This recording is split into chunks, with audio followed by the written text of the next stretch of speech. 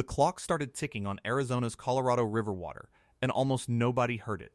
There was no siren, no emergency broadcast, just a quiet set of documents, filed by federal officials, spelling out in dry bureaucratic language a countdown that most people in Phoenix have never been told about in plain words. So let's say it plainly. The rules that have protected Arizona's share of the Colorado River are about to expire. The cushion that has hidden the state's true shortage is nearly gone, and within roughly 3 years, Arizona will collide with a reality it has spent decades pushing off onto the future. This is not a distant hypothetical. The clock is already running, and it is running fast. To understand why 3 years matters so much, you have to understand the strange, precarious position Arizona occupies on this river. Because of a decision made more than half a century ago, Arizona sits at the very back of the line. In 1968, to win federal money to build a giant canal system to carry Colorado River water uphill across the desert to Phoenix and Tucson, Arizona agreed to a devastating condition. The water flowing through that canal would be junior in priority to California's. In plain terms, whenever the river runs short, Arizona takes the hit first. California keeps drawing its full share, while Arizona's supply is cut. It was a deal made in an era of confidence, when the reservoirs were full and a shortage seemed like a problem for some far-off generation. That generation has arrived. It is us. That canal is called the Central Arizona Project, and it is the lifeline of the modern state. It is a 336-mile system of aqueducts and pumping plants that lifts water from the Colorado and carries it into the heart of Arizona. It serves roughly 80% of the state's population. When you turn on a tap in much of Phoenix or Tucson, a large part of what comes out has traveled through that canal. And because of that 1968 bargain, that canal holds the most junior major water right on the entire river. It is, by design, the first thing to be shut off. Arizona built its future on the most vulnerable water supply in the West, and then grew a metropolis of millions of people on top of it. For years, that vulnerability stayed theoretical, because the great reservoirs upstream, Lake Mead and Lake Powell, held enough water to keep everyone whole. But those reservoirs have been draining for 25 years, and the shortage that was always coming finally arrived. In 2022, for the first time in history, the federal government declared an official shortage on the Colorado River. Arizona's cut was more than 500,000 acre-feet, and true to that old bargain. It fell almost entirely on Arizona. An acre-foot, roughly the amount of water 2 or 3 households use in a year, disappeared from the state's supply by the hundreds of thousands. Nearly a third of the water flowing through that great canal was slashed, and the first people to lose it were the farmers of central Arizona. In Pinal County, between Phoenix and Tucson, farmers who had built their lives on that river water watched their allocation collapse towards zero within a couple of years. Fields that had grown cotton and alfalfa and grain went brown and bare. Some farmers drilled desperately for groundwater to replace what the river no longer gave them, pumping up ancient water from beneath their own land, trading a river deficit for an underground one. Others simply fallowed their fields, planting nothing, because there was nothing to water them with. Economists studying the region warned that a large share of the county's farmland could eventually go dry, with losses running into the tens of millions of dollars in a place where agriculture anchors the entire local economy. Behind every idled field is a chain of livelihoods: the equipment dealers, the seed suppliers, the truck drivers, the packing houses, the small-town main streets that live or die on the harvest. That was the first wave. It was survivable, barely, because it landed on agriculture rather than on cities. But it was also a preview, a demonstration of exactly how the cuts flow through Arizona, from the bottom of the priority ladder upward, from farms toward towns, from the expendable toward the essential. And the ladder is getting shorter. It is worth being clear about how the priority system actually works, because it is the hidden machinery driving the whole countdown. Within Arizona, the river water is divided by seniority, and the canal serves several kinds of users: tribes, cities, industries, and farms, each holding a different rung on the ladder.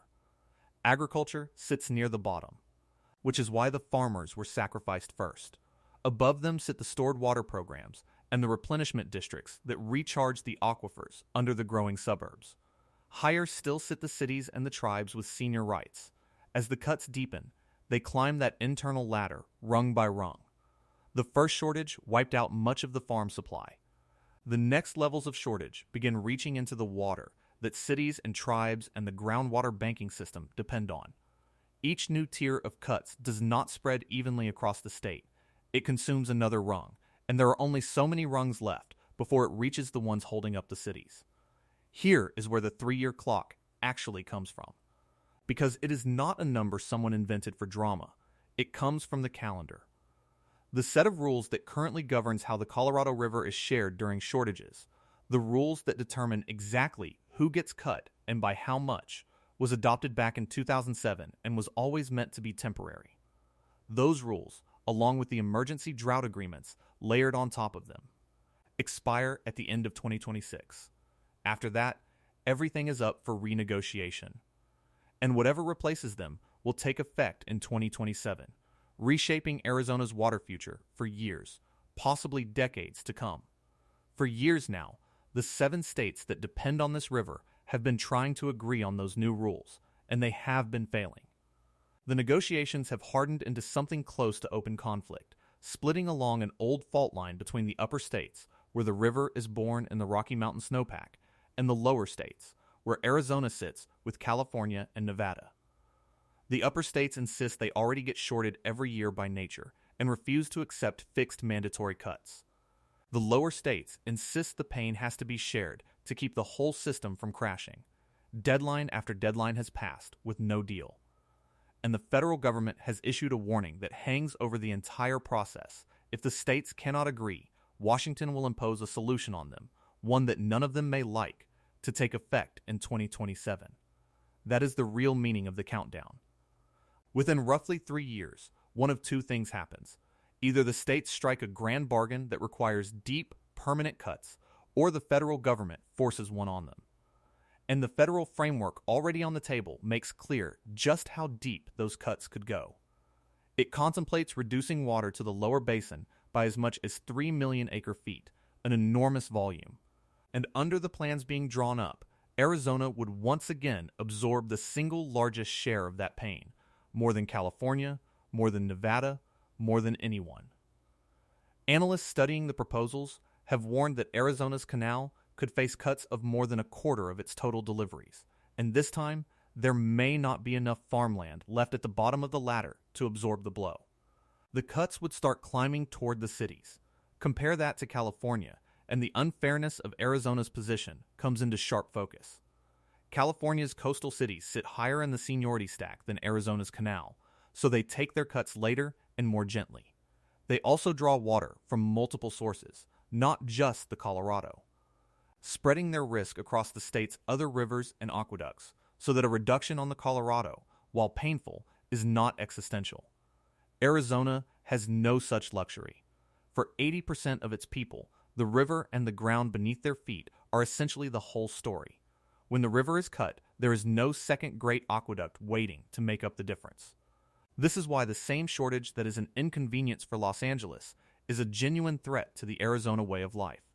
The state's lack of alternatives is precisely what makes its clock run faster than anyone else's. So why doesn't it feel like an emergency? Why are the swimming pools still full and the lawns in the new subdivisions still green and the cranes still building? The answer is the cushion, and understanding it is the key to understanding why the clock is so dangerous. For decades, Arizona did something genuinely clever in the wetter years.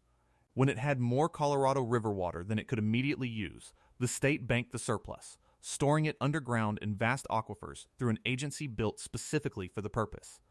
It created, in effect, a savings account of water, a buffer to draw on when the river ran short. That buffer is a large part of why the current cuts have not yet turned into a visible crisis in the cities.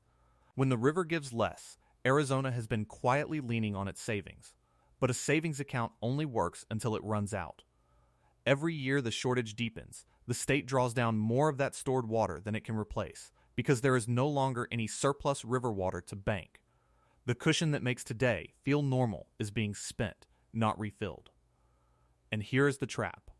The very thing protecting Arizonans from feeling the crisis is also hiding it from them, letting the state postpone hard choices while the underlying supply keeps shrinking. The banked water buys time. It does not create new water.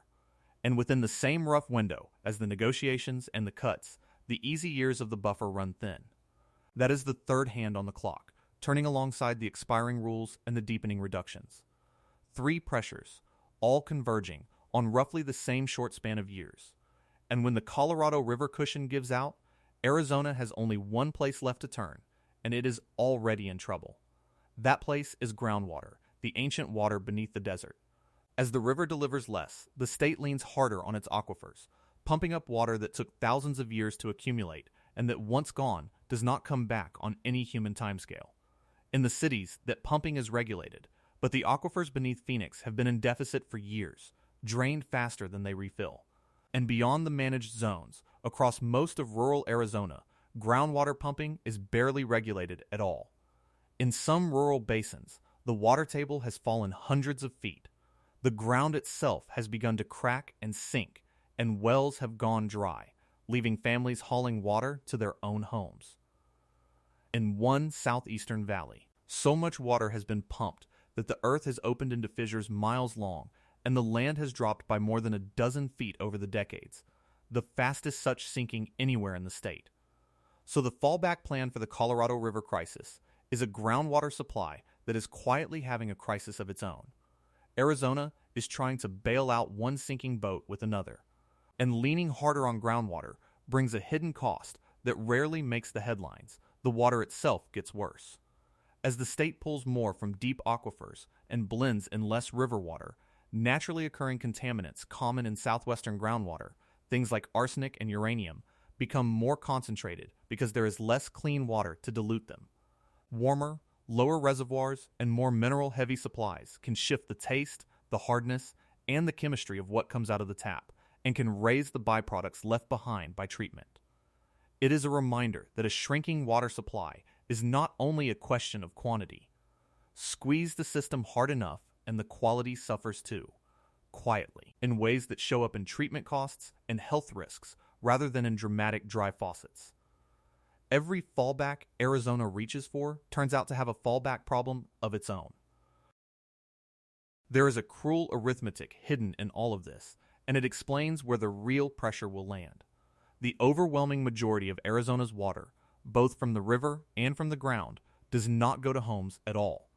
Somewhere around 70% goes to agriculture, and a huge portion of that goes to growing extremely thirsty crops like alfalfa, hay that feeds cattle. Some of it grown by foreign-owned operations pumping Arizona groundwater to ship feed overseas. This matters enormously for the countdown, because it means the cuts do not have to reach every household to cause damage. They ripple first and hardest through the farms and the rural communities that depend on them, hollowing out an agricultural economy worth billions before the cities feel a serious pinch. The 3-year clock does not mean everyone's taps run dry in 3 years. It means that within 3 years, the structure that has kept Arizona's water stable begins to break. And the breaking starts at the bottom and works its way up. For the growing cities, the danger arrives in a different form, not empty taps, but the end of easy growth. Phoenix and its suburbs are among the fastest growing places in the entire country, and that growth runs on a promise, a legal requirement that new developments prove they have a 100-year water supply before they can be built. As the Colorado River shrinks and the groundwater underneath tightens, that promise gets harder and harder to keep. The state has already had to freeze certain new developments on the desert fringe that relied entirely on groundwater the models showed did not fully exist. Every reduction in river water tightens that noose further. The 3-year window is the point at which the tension between endless growth and finite water can no longer be papered over with clever accounting and banked reserves. Something has to give, and the negotiations of the next 3 years will largely decide what. There is another set of players whose fate rides on this same clock, and who have too often been an afterthought, the tribal nations of Arizona. Several tribes hold water rights among the oldest and most senior on the entire river, rights that in theory sit ahead of the great cities. Yet many tribal households have gone generations without reliable running water, hauling it in by truck while the water that is legally theirs flows past to fields and suburbs. As the river shrinks and every acre-foot is fought over, those long-deferred claims are finally being pressed at the negotiating table, and any durable deal will have to reckon with them. It is one more powerful demand pressing on a system that already promises far more water than the river can deliver, and one more reason the next 3 years of bargaining will be so difficult. It is worth pausing on how thin the margin has actually become upstream, because it is what makes the timeline so unforgiving. By the summer of 2026, Lake Mead, the reservoir that feeds Arizona's canal, had fallen to around a quarter of its capacity, hovering close to the lowest level ever recorded. Lake Powell above it dropped past its own record low, sinking toward the point where the dam that holds it can barely function. These are not reservoirs with years of comfortable margin left. They are running near the edge of the elevations that keep water and power flowing at all. A couple of bad winters could push them past thresholds that were once considered unthinkable. And even a good winter, a genuinely wet one, would only slow the decline, not reverse it. Because the fundamental problem is that the entire system loses more water every year than flows into it. The reservoirs are the buffer for the whole West, and they are nearly spent. Arizona's cushion sits downstream of a cushion that is itself running out. None of this means Arizona is about to become a ghost state, and it is important to be honest about that. The cities will fight hard to protect household water, and they have tools to do it. They can enforce tougher restrictions on outdoor watering, tighten the rules on new lawns and fountains, recycle far more of their wastewater, and pay farmers to give up their water so that cities can keep theirs. Several valley cities have already moved into more serious conservation stages. Phoenix has spent years planning for exactly this. Water experts widely agree that the state will not simply run dry in the literal sense. But protecting the cities means the pain has to go somewhere, and it goes to the farms, the rural towns, the agricultural workers, the tribal communities, and the whole idea that Arizona can keep growing without limit forever. The 3-year clock is not counting down to a dead faucet in a Phoenix kitchen.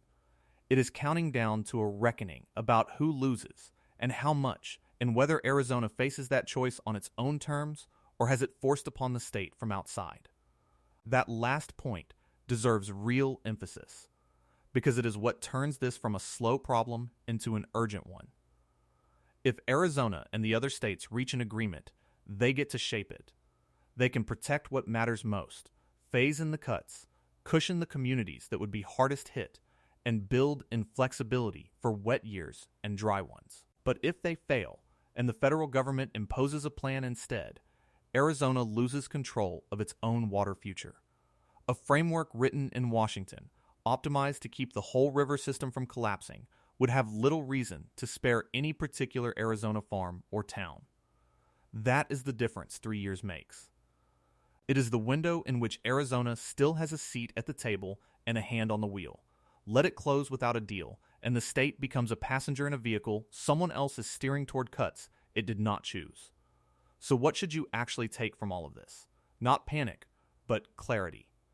Arizona is not going to run out of water tomorrow, or next year, or even necessarily in 3 years.